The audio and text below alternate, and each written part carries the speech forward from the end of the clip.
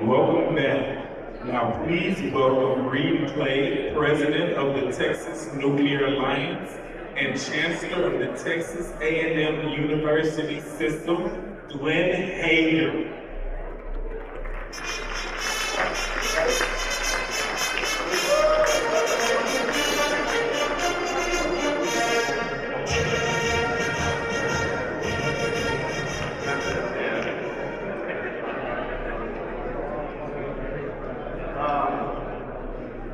Well, Chancellor, first things first, congratulations on being named Chancellor of Texas A&M University System. I appreciate, though, I'm still trying to figure out if it's congrats or condolences. Right. But I think it's congrats.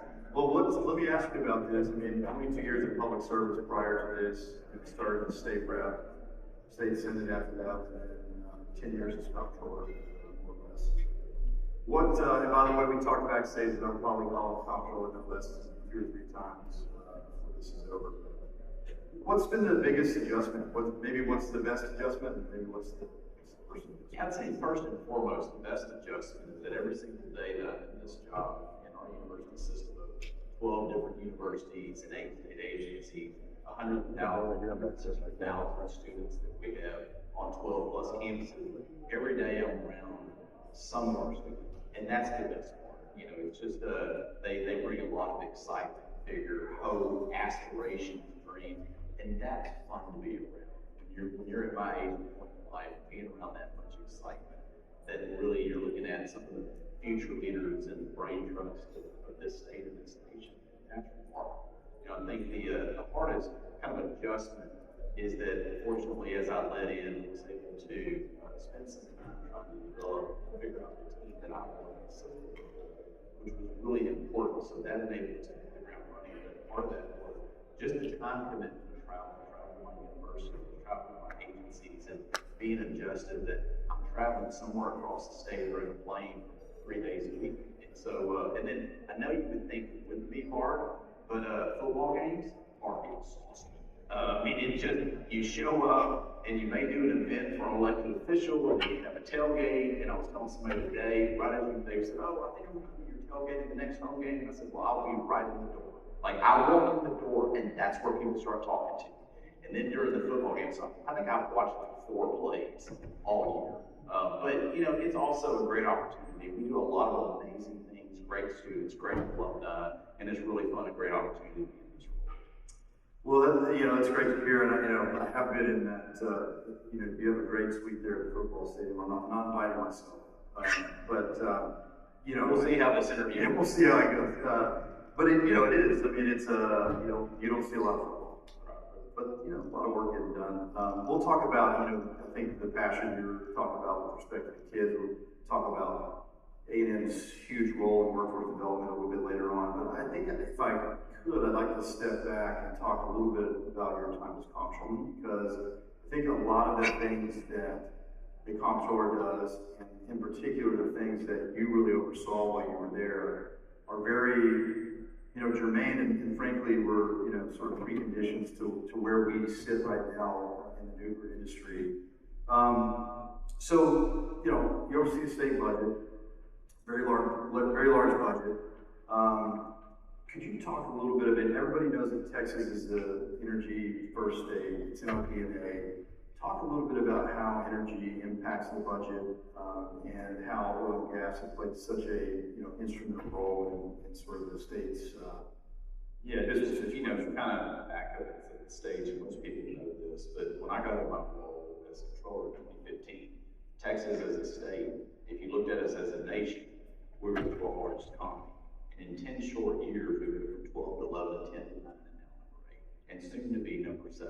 Every morning when you wake up in the state, I mean, think about this tomorrow. Tomorrow morning when you wake up on Friday, there'll be roughly another 12 to 1,500 people that call Texas home that we're not here today. Same thing on Saturday and Sunday. And so the growth of the state, when I got in that role, right after legislative session, I wanted to get it across all 12 economic regions, because each region is a little bit different, but the piece of that puzzle that made up number 12, we're now number 8 and to be number 7 in the next few years with the trajectory that we're going on. And so part of, as I got across on the almost 40 community tour over a 2.5-month period, is is to see in part not only the uniqueness of each area and region, all those and how they come together. I was down at our Galveston campus yesterday, and we had a groundbreaking for a new dock and a new ship that is coming for training folks that are going to work in the offshore marine industry. And so one of the points that I made to them is no matter where you're at in the state of Texas or across the nation, the Gulf Coast is literally a third plus of our economic engine. And so these young men and women who were standing out there yesterday that will be on this dock behind me training to move cargo around the world are literally at the doorstep of that economic activity, and a big piece of that is what energy. And so Texas has been blessed with natural resources, but I think we've also been blessed in having some common sense policies to know that one type of energy is not the end all to be all. You know, I like to say you like to have a very diverse experience, and I mean, I think that's a story that's familiar to just about everybody in this room. And you know, you mentioned the number of people moving here. Obviously, that's driving energy demand. But when you look at the state of the Texas grid, a lot of that is being driven by businesses moving here, and businesses that are very large loads that need a ton of power. One of the things that we say at the Texas Nuclear Alliance is that Texas needs nuclear, and you talked a little bit about this, but we've traditionally been an oil and gas state. I tell people all the time, we will never not be an oil and gas state until there's no more left, frankly. But people usually ask me that question with the premise that, there's some mutual exclusivity between oil and gas and nuclear or other types of energy. Could you just comment on, yes, oil and gas is in our DNA, but, you talked a little bit about how we need everything. How do you see nuclear really fitting into our strategy? Yeah, I think especially, under, say, for example, this administration has put a priority on nuclear technology and trying to fast track through the Department of Energy, 11 companies. Of course, one was announced on federal properties at one of the spots for nuclear energy across the nation in Utah, but then the first one that actually with the university and being here in Texas, as we announced yesterday. And so, not only do we have several agreements with companies at RELIS, but for example, we were very proud, and this won't be the last one. We're working on others as well. And so I see nuclear as playing a role as more capable technologies are coming available. And the fact is and we were talking about this, you and I just a little bit earlier, is through history, technology, capabilities, innovation, and I think for us as universities, we're at the forefront of that. We want to be partnering with the private sector because the private sector, we have talent. We're bringing talent to the forefront, and how do we make sure we're bringing the right talent through university systems with all the different capabilities that are needed, but also partnering and being that incubation center, that place where ideas are tested. Or for RELIS, for example, that's a place that I see as we are all in on applied research. That's where we're going, and that's where I want us to be, is that will be the incubation center of not just for nuclear capabilities, but many other things that are driving, whether it is our national defense, which we play a big role in, creativity. I think we can play a huge role, and those partnerships are what's critical. And so if we're going to meet the energy needs of the future, especially now that we talk, it's amazing how discussion points get in different pieces of innovation that are coming, or new industry sectors, or a different change of industry sectors. Is obviously AI is a huge topic, right? And I remember when I was in my former role, there was the whole discussion for a while is that, we're not going to have a petroleum industry anymore. And I did one of these 101s on a green day, and a lady interviewed me. I don't think she'll ever want to interview me ever again. But I made the point, the fact is the car that she drove, which was electric car, which is great, I have no problem with, but over 2,000 components are made of petroleum products. I mean, we couldn't talk to people if it wasn't for petroleum products. And the point is, it's all around us. But nuclear can play a huge solution in that energy need that we have into the future. I really think us at Texas A&M University are going to help make part of that happen. So we talked about RELIS, or you're talking about RELIS campus, and I think probably most people are familiar, but maybe give us a 90-second brief overview of what the RELS campus is, and not necessarily a nuclear project, but just broadly speaking, what it is. RELS Campus is an acronym for our core values at Texas A&M University, whether it's respect, excellence, leadership, loyalty, integrity, and selfless service. So that's the acronym.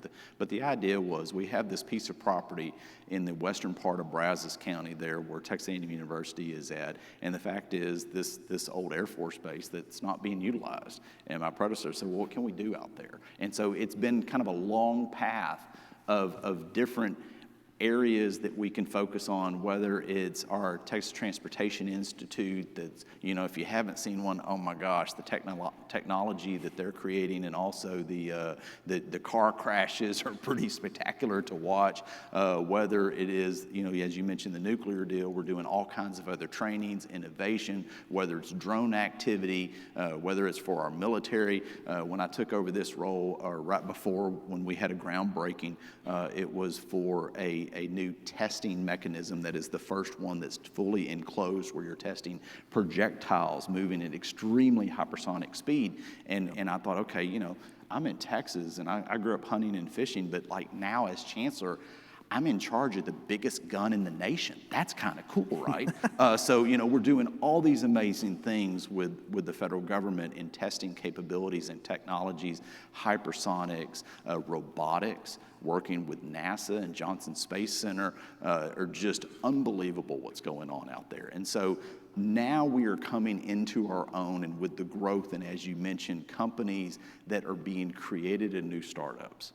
Whether it's mid-sized companies, whether it's large companies that want to relocate in Texas because of a friendlier environment from a regulatory standpoint, a tax standpoint, a workforce standpoint, whether it's a capability, the fact is in a lot of different businesses, you need regulatory certainty. You need to make sure that you can get the pieces in place to continue to grow and move to the next level. And that's something that Texas has prided ourselves on, and is that opportunity. I think, the fact is when I was interviewing for my current role, I told our regents, I said, the fact is Texas economic opportunities in the next 10 to 15 years is so bright you can't even imagine what can happen. And so, I'm really excited, and that's one reason that when you had asked, I wanted to be here, because I think nuclear is going to play a part of that. Well, and I want to circle back to the specifics that are going on with RELS in a minute, but you brought up something that goes back to your time at Comptroller that we didn't touch upon. And, frankly, Texas for the last 5 years has had, maybe the most enviable budgetary, situation, in our country's history, Right, frankly, right. as it pertains to states. Budget surpluses that are larger than most states' Right. entire budgets. Right. Can you talk a little bit about, under your leadership and the governor and the lieutenant governor and the speaker, we've had multiple speakers over that time, sort of the philosophy about how y'all managed the COVID money, and I think maybe more importantly, how that conservative budgeting has led to a situation in which, you're talking about the next 30, 40 years being brighter than ever in Texas. And, I'm a cynic and maybe a pessimism, my wife might say, by nature. But it's hard not to be extremely optimistic about where we sit right now. And I think some of what the decisions that you guys made to budget conservatively and now have the opportunity to make, and have made, frankly, over the last few years, is part of that. So could you just talk about that philosophy a little bit? Yeah, one of the things, at least when I came into my role as the CFO for the state, I wanted to talk more than just in a 2-year budget, which we budget in 2 years, which unlike most states is a 1 year at a time. And so you're trying to forecast what then the 12th, then the 11th, the 10th, the 8th largest economy is going to do in the next 2 years, which is a pretty long runway. So you want to look at it from a conservative perspective. That's number one, from a forecasting. But number two, on a budgeting standpoint, I wanted to kind of have us move to a conversation of not just a 2-year budget, but let's look out a decade. Let's look out 2 decades. Where do we want to go? What are the pieces that we need? And so not just trying to make sure the balance sheet for 2 years, but a longer term, but then in doing that, let's budget the current 2 years on a conservative basis, but then as we have additional dollars, let's take care of some of the liabilities. I mean, Texas, we don't have the pension issues that many of these other states do. We went and tended to those things. And I told the chair and the vice chair when they did that, I just said, you will get no credit, but you actually did one of the most significant pieces of legislation for this state, because we don't have that liability, which is a drag later. And so then where I'll go is then next, can we put additional dollars into, say, for example, space, put an additional pound of dollars into chips, put an additional pound of dollars now in nuclear. And so taking those funds, which other states would be envious, to be able to take $200 million or more and invest it in an area that no other state is doing, that's being prudent. And so when you're just trying to take government and just grow government, we'll just add another 10, 15, 20 to a line item because, we need the growth and the budget requires it. No, actually, look, do we even need that anymore? Times change, businesses practice change, and government has to change too. But I think the biggest thing is the legislature under leadership has decided we want to make a mark in a significant area. Right. And they will put dollars to invest it, which government normally does not do that. Right. I mean, I think that's right. I mean, that really But it has to partner with private sector. Exactly. Can't be government doing it. It's a stimulus to get something moving. Yes, and I think, HB 14, which was the nuclear fund that was created along with the nuclear office, was really modeled after two others you mentioned, Right. space and chips. Right. And, all three of those represent, and I think combined over the last two budget cycles, probably close to $2 billion plus invested across those three industries. They really represent an incredible vision, in my opinion, by the leadership in this state to decide that we are going to become the center for space, the center for chips, the center for nuclear, which then, breeds the optimism that you and I have about the next 30, 40 years and the next generation being able to enjoy the same Texas miracle that you and I, frankly, have grown up in. So, and I think, let's bring this back to RELIS, right? Because HB 14 creates an incentive fund to really stimulate the deployment of reactors. Can you talk, which is what you guys are trying to do at the Energy Proving Ground at the RELIS campus, could you give us a little bit about your vision for the RELIS campus, specifically related to the nuclear, and then any, updates? I know there's some recent updates you might want to talk about as well. I'll mention, for example, under the very rapid timeline under the Trump administration with the executive order in the Department of Energy, in how do you, if you look at 11 potential companies and make something happen potentially with some type of test next year and moving into phase, those are extremely accelerated timelines. And so just for example, I'll use here, trying to back up and let's solve not the whole problem. Let's not try to solve half the problem if we want to partner with you, but let's take it in pieces. And so, and I told my team, number one, when we talked about, do we want to move in this phase, yes or no? We have two potential projects that can be here. And so the first question, just, kind of comically is, well, we don't even know if we could get outside counsel because there's very few that have the capability. They may have conflicts. And I said, okay. And then somebody says, well, and then there's this one and this one. I said, okay, can we just take a deep breath? Yeah. Can you go find the first piece? You work on number two, you work on number three, and let's figure that's a first go, no go. Yeah. And just keep working the problem. And so with what we announced yesterday with Last Energy is just kind of breaking up our agreement with them in a couple phases, because we can't get the whole thing done by now, but we can break it up in good faith, partners working together, and so we're able to get the first piece, and we're moving to and so we're committed, but the point being is some things are so complex, they're so complicated, you've got to be able to solve one problem at a time, and so being flexible and trying to find good partners to work with. We have things that are pitched to us all the time, just like everybody does. And trying to sort through what is the shaft, and you don't want to deal with those, and here are the real good partners that can be capable. And so with RELIS, we're trying to find the right partners to make an economic opportunity difference for not just our system, but for the state of Texas. And can be a good opportunity for us to parallel in opportunities for education programs for the university as a whole. Yeah, so you talked at the beginning, I want to touch on this real quickly. I was actually having a really interesting conversation in the hall about workforce earlier. You talked about, the the passion you feel for the young kids and where they're headed and how A&M is preparing them for that. Workforce is a big discussion, a potential, pinch point or choke point for the industry as it really starts to expand and we start to see more nuclear development. I assume, and I'll let you speak to this, but I assume that part of what the Rellis Campus nuclear endeavor is about is creating, sort of an applied research and even, maybe job training is the wrong word, but, preparing the next generation of people to go work on nuclear reactors and work in the nuclear field. Yes, and one of the things that I'll just pivot this one point, when I talk to young people, and for example, those that interned at my old office, and I would ask them, I remember the first time my interns, and I said, did you enjoy your internship? And I could see a couple faces like, okay, I don't want to answer that question. They weren't in the right spot. And so I quickly pivoted and I said, let me ask you this, a different pace. I'd like to hear from each of you. Tell me one thing that you did like, whether it was the people, maybe you don't like the person next to you, maybe you didn't like your supervisor, but you really liked your work. And so trying to get them to think what are the pieces they like. And so the point is when you can intermingle kids and students with something that they may actually be doing instead of a classroom, they get excited.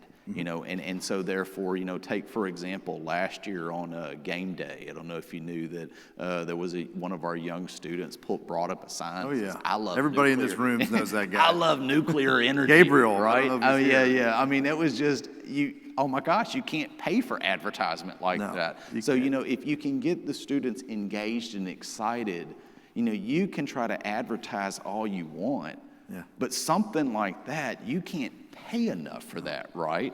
And so having them to where they're excited, talking to one another, those are the way you can really move the needle. And that's how you start, I think in part, your workforce shortage is trying to get people to say, hey, this is an opportunity for me too. This could be a really exciting field to be in. And when you bring those young minds and that excitement, those are your future team leaders. Those are your future supervisors. They're your, eventual CEOs. Yeah. Well, I mean, I think you're exactly right. I mean, I think everybody in this room knows that game day sign.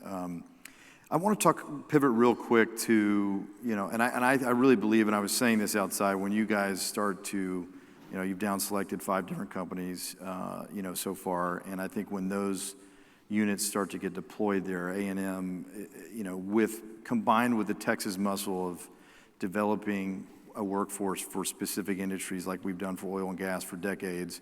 The system, the Rellis campus, the university, they're going to be the center of but I think nuclear it's also, workforce development. It's workforce development in the greater sense. Yeah. It's not just somebody who has nuclear engineering in that field Absolutely. or that capacity. It's the entire pipeline that it takes to work in an industry sector. Absolutely. And so, those are the pieces that trying to look at is how do you solve, just for example, if you're building and constructing in Texas, I mean, a lot of your folks that are on the construction site are gonna have one of these rings. They're gonna work, they're gonna grow somewhere in our university system. And so trying to have the workforce for the entire pipeline, not just one piece, I think is really critical. But part of that I've learned a long time ago is making sure that the private sector and us in higher ed are constantly talking because it pivots and it changes. And so how do you redevelop those? And obviously you got to work with, the higher ed coordinating board and retooling. But the point being is having those conversations and seeing where things are going, make sure you're able to meet the bigger pipeline, not just some subset. Right. We only have a few more minutes left. I wanted to touch on one issue that is, kind of the flip side of the nuclear coin these days, and that's AI. Obviously, the energy demands of AI is really driving a lot of the conversation around not just nuclear, but certainly nuclear energy. And, this is my personal view of Rellis, but, what you're doing at Rellis, I think and I think it's a microcosm of how really our country ought to be viewing nuclear right now, that your investment in nuclear is going to have all of the benefits that we've just talked about.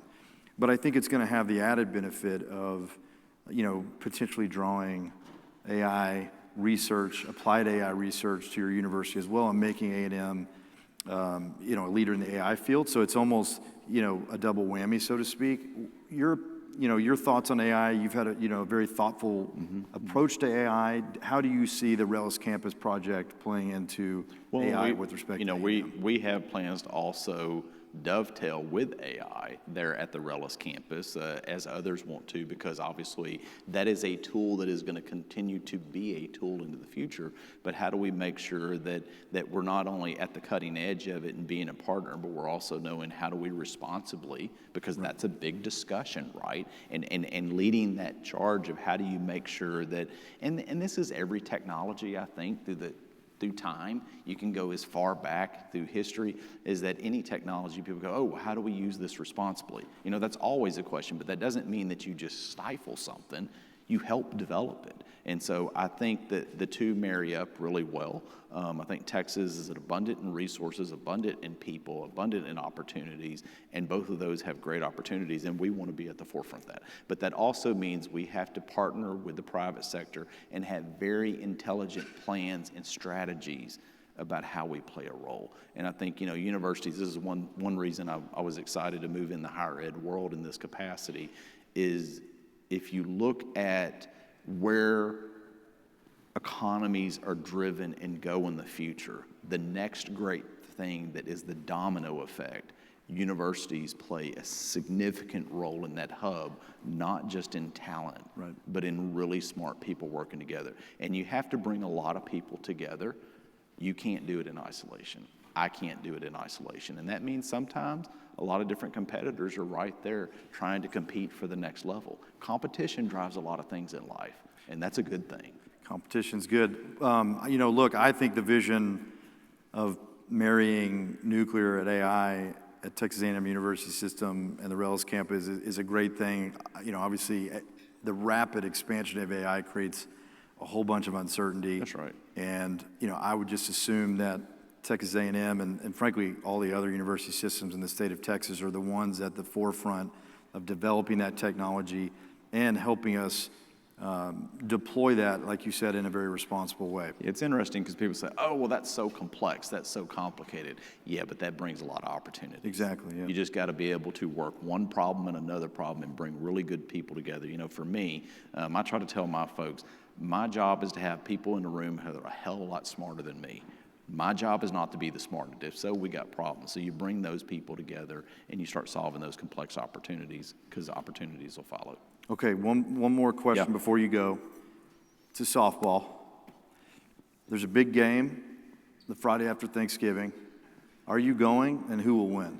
Oh, I am damn sure going to be there. And I already know who's going to win, but I don't want to spoil it for everybody. We're going to have a hell of a season this year. Well, Chancellor, thank you very much for being with us. Glad to be here. Appreciate your leadership very much. Glad to be here.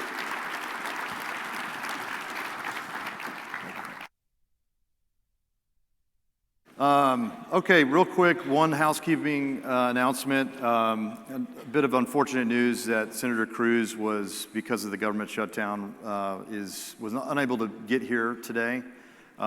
He sends his regrets, and we are going to figure out a way for us to have the very fruitful conversation. I think would have touched upon some of the issues that we talked about up here, which is the connection between national security, energy security, and AI.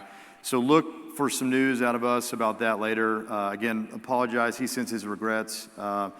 This does mean that you can go have lunch and have a much more longer leisurely lunch. So thank you all very much.